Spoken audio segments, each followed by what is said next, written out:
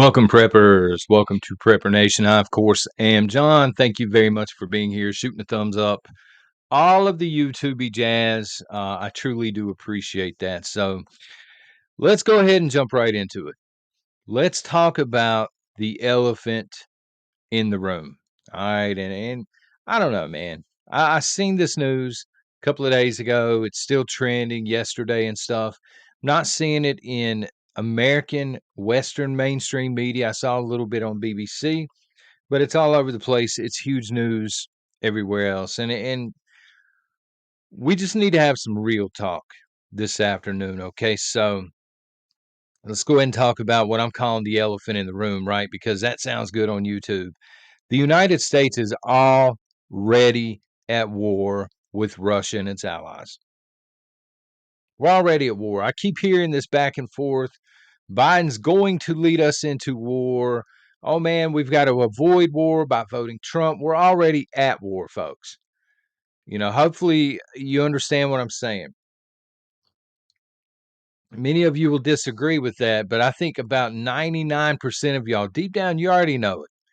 You already know we're at war with Russia, China, and its allies. So again, getting back to the news a couple of days ago, 4 dead, 100 injured. And this was in a civilian area of Crimea, which is part of Russia. It's considered Russian occupied territory, but it's territory that's been Russia's since the last time they had a war with Ukraine. And the folks, in Crimea identify as Russian. So again, this was a civilian area. This included a beach. And what makes this, again, you're not hearing a lot about it in our mainstream media, but you go check out other mainstream medias and things and check it out on social media. It's a huge deal because cluster munitions were used by Ukraine and Ukraine had help. Okay, so you can get into the back and forth. Oh, it's Russia's fault. They deserve whatever they get. It's Ukraine's fault. I'm not getting into that debate. But the thing is, cluster munitions are frowned upon even during a time of war. Number one. Number two, these were basically piggybacked onto US made long range missiles. These missiles had been initially sent to Ukraine for defensive purposes only. And if you'll remember a month and a half ago, probably not even a month and a half ago, Joe Biden greenlit the use of offensive use of these long range missiles. And so now, again, what Ukraine did is they put cluster munitions on these things, which are nasty. And they fired several off into, again, civilian areas within Crimea. All but one were taken out by Russian air defense. One of them did get through. And again, 100 injured, 4 dead. All civilians, no strategic targets whatsoever. There was nothing militarily speaking in that area. So, Moscow, if you go over to their media, Moscow says, and this is very important moving forward, getting back to the elephant in the room, getting back to the fact that we are already at war with Russia. This is a direct quote from Moscow. They released this statement. The United States is just as responsible for the deadly Crimea attack as Kyiv. So they've now tied these two countries together, Ukraine and the United States, at the hip. They're saying you're both responsible. They go on to say this was a terror attack. Again, no strategic target there whatsoever. And again, you can point to Russia and you can say Russia's responsible for the same kind of stuff here, son.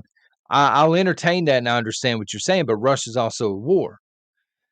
Last I checked, technically speaking, we were not at war here in the United States, and yet now we're at war with Russia. And I mean, they were pissed, rightfully so. Moscow summoned Ambassador Lynn Tracy. They wanted answers. They wanted to know what was going on because I don't know how much proof there is of this, but Moscow, they highly suspect that the U.S. Air Force was actually working in conjunction with Ukraine to spearhead this, and they wanted answers. They wanted to know what is going on here. Why did we just get hit by Ukraine and the United States of America? This is how they view it. They called it an act of war. And it's very important because they're going to respond. Now, how are they going to respond? I don't know. You would have to use history as the example, I think. I don't believe Russia is going to hit the United States with cluster munitions. I don't think you have to worry about that. But they're highly effective, and they do default, it seems like, to cyber attacks. There was a cyber attack just a few days ago, several days. I guess it's over with now. Car dealerships could not sell cars. And it seems like such a small hiccup, but they're going to come after very important stuff, I believe, and they're going to continue. This just further escalates things. You know what I'm saying? Now Russia's going to pack it out in South America.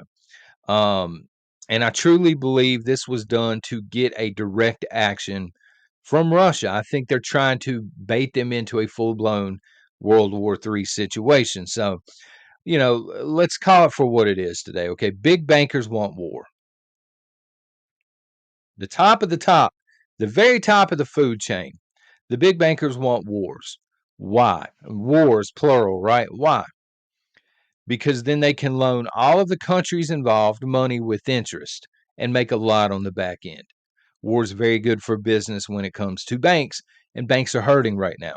Several banks in this area. Now, these are smaller chains, but they're starting to shutter. They're starting to shift hours. I mean, it's getting really bad with the banking industry as a whole. The bigger banks don't want to feel that. They would rather have a world war, I think. Defensive contractors, they want war. Why? Anybody know? So they can sell their merchandise, their weapons of war. Can't sell weapons of war unless you're having war somewhere. I'm going to name off some countries here, some conflicts, if you will, and I'm going to ask you what they all have in common.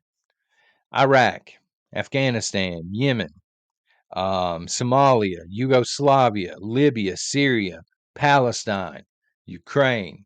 What do all of these countries have in common? Does anybody know what the underlying factor here is? NATO. Folks, NATO is the problem. I don't know where you stand on that. Let me know if you don't mind in the comments section, but NATO's the problem. NATO has always been the problem. And I don't think people understand how deeply embedded NATO is in a lot of countries, including the United States. NATO has its own web page on the U.S. Department of Defense's website here in the United States. They're joined at the hip. Okay, again. So, and a direct quote from that page: securing peace since 1949.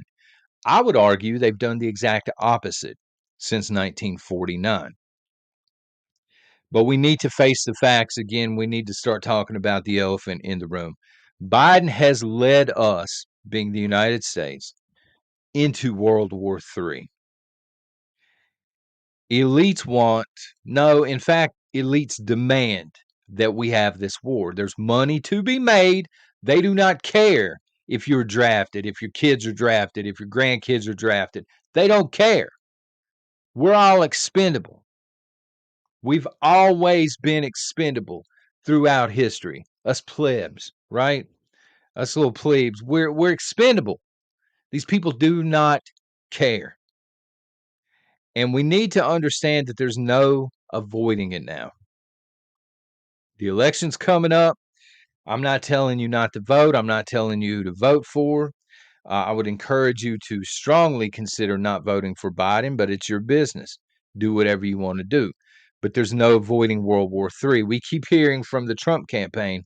He's on the campaign trail. I'll end this war in one day.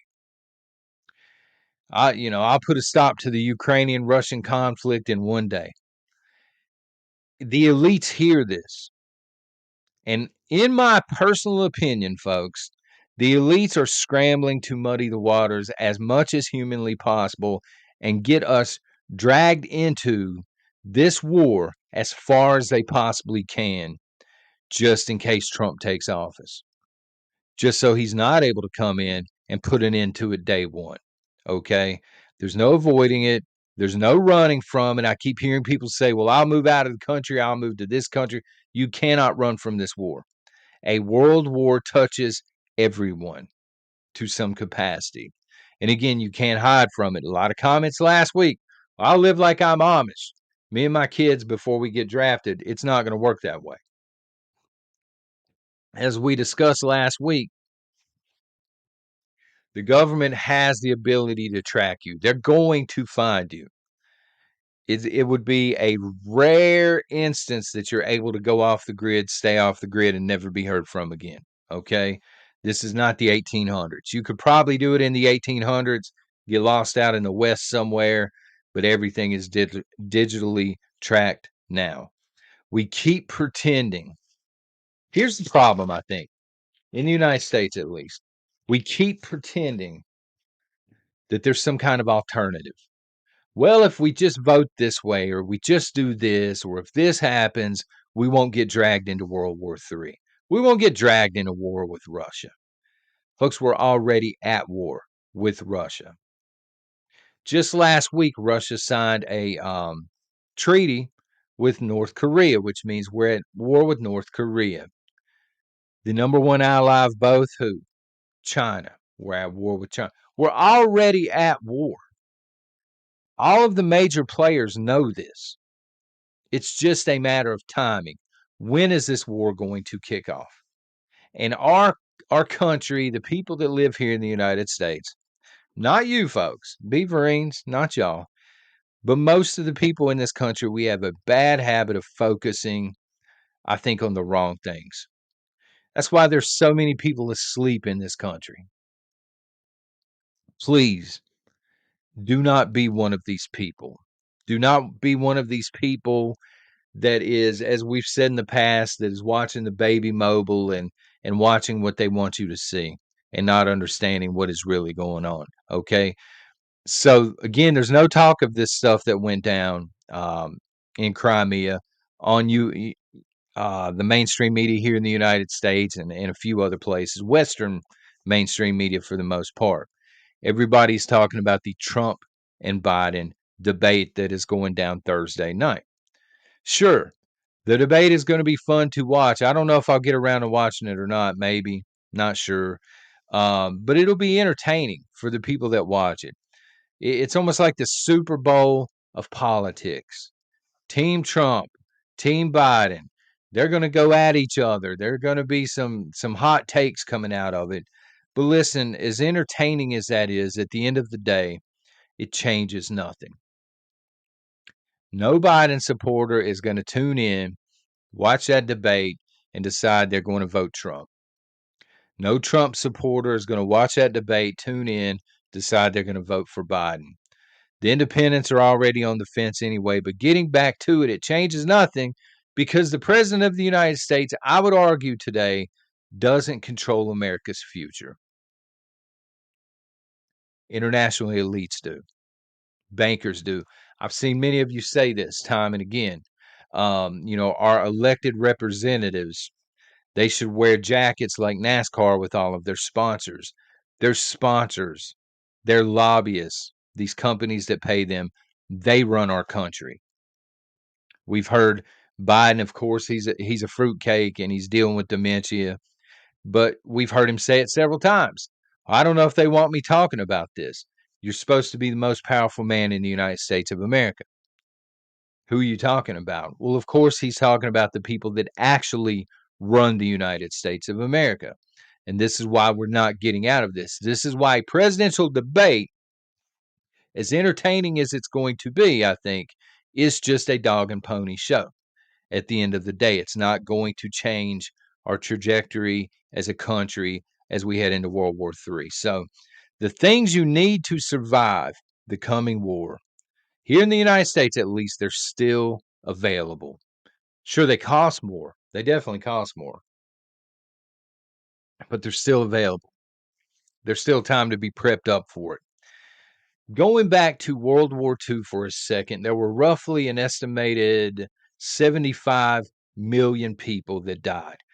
More civilians, I think, more civilian casualties and stuff like that, but 75-ish million people died. That's a lot of people. But I don't want you to focus on that number. Sure, things are going to be bad. I think the number will be far higher this time around. But don't focus on that number. Here, I want to leave you with something positive, okay?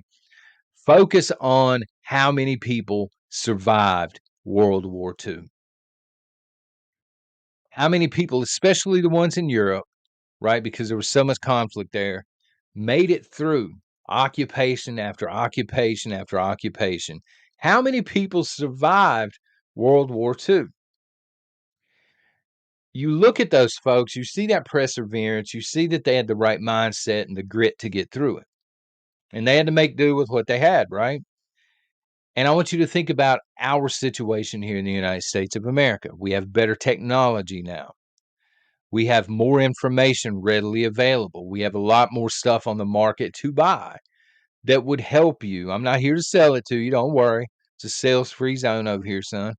But there's a lot of stuff out there that you can get your hands on that's going to help you that was not available during World War II. And yet those people made it. And if those people made it using rudimentary stuff, you can make it using your old coconut, right? Getting into the right mental state. Getting into the right mental state, first and foremost, means accepting the fact that we're headed straight into it. It's coming, folks. I don't know the day or the hour, but it is coming. But you have plenty of advantages over the survivors of World War II. Do not waste your advantages, especially as preppers. That's unexcusable. However, I have said what I had to say. You've heard what I had to say. Now I would love to hear what you have to say, folks. I do read every single comment, so please leave comments. Let me know what you're thinking. Y'all take care and God bless.